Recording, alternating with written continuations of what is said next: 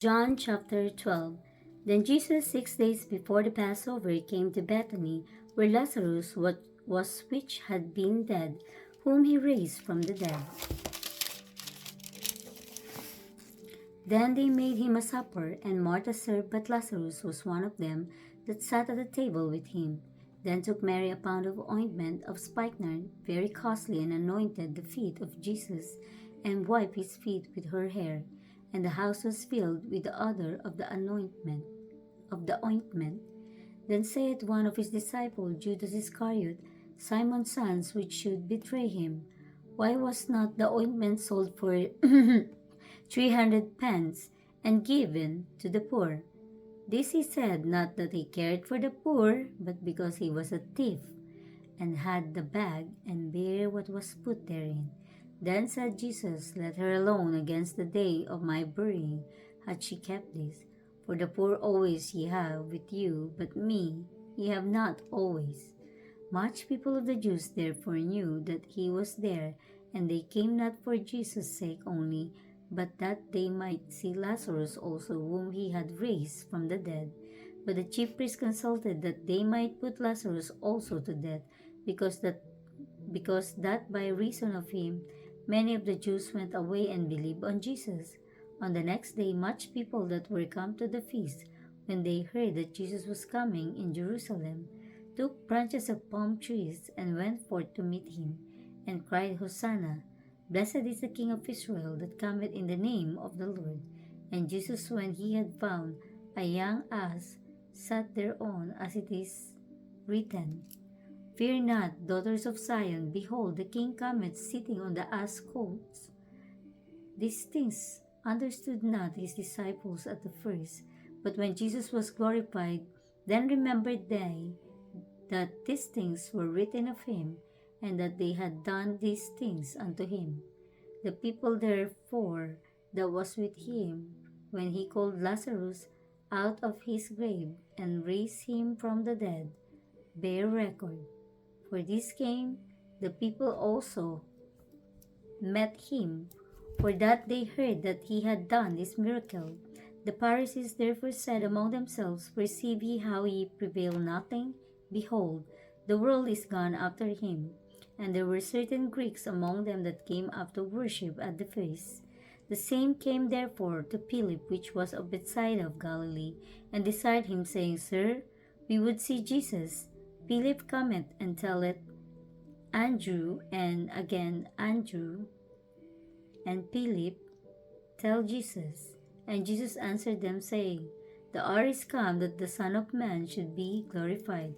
Verily, verily, I say unto you, except a corn of wheat fall into the ground and die, it abideth alone. But if it die, it bringeth forth much fruit. He that loveth his life shall lose it, and he that hateth his life in the world shall keep it unto life eternal. If any man serve me, let him follow me, and where I am, there shall also my servant be. If any man serve me, him will my Father honor. Now is my soul troubled, and what shall I say? Father, save me from this hour. But for this cause came I unto this hour. Father, glorify thy name. Then came thee a voice from heaven, saying, I have both glorified it, and will glorify it again. The people, therefore, that stood by and heard it said that it thundered. Other said, An angel spake to him. Jesus answered and said, This voice came not because of me, but for your sakes. Now is the judgment of this world. Now shall the prince of this world be cast out. And I, if I be lifted up from the earth, will draw all men unto me. This he said, signifying what death he should die. The people answered him, We have heard out of the law that Christ abideth forever. And how sayest thou, the Son of Man must be lifted up? Who is this Son of Man? Then Jesus said unto them,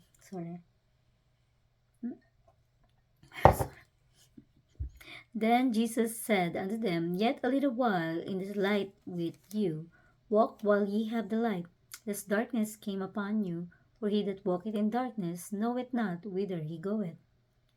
While ye have light, believe in the light, that ye may be the children of light. These things spake Jesus, and departed, and did hide himself from them. But though he had done so many miracles before them, yet they believed not on him, that the saying of Esaias the prophets might be fulfilled, which he spake, Lord, who hath believed our report, and to whom hath the arm of the Lord been revealed? Therefore they could not believe, because that Esaias said again, He hath blinded their eyes and hardened their heart, that they should not see with their eyes, nor understood with their heart, and be converted, and I should heal them.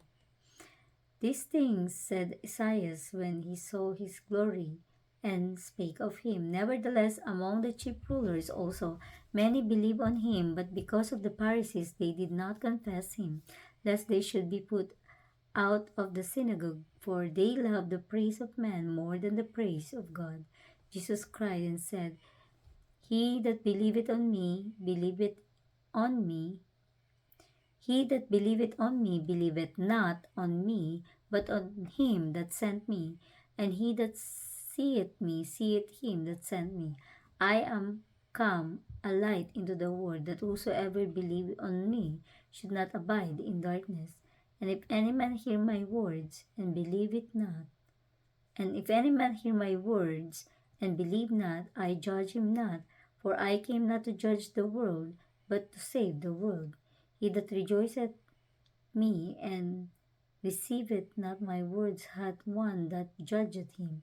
The words that I have spoken, the same shall judge him in the last day. For I have not spoken of myself, but the Father which sent me. Be grace, be, be, be gave me, he gave me. Okay. For I have not spoken of myself, but the Father which sent me. He gave me a commandment, what I should say and what I should speak. And I know that this commandment is life everlasting. Whatsoever I speak, therefore, even as the Father said unto me, so I speak.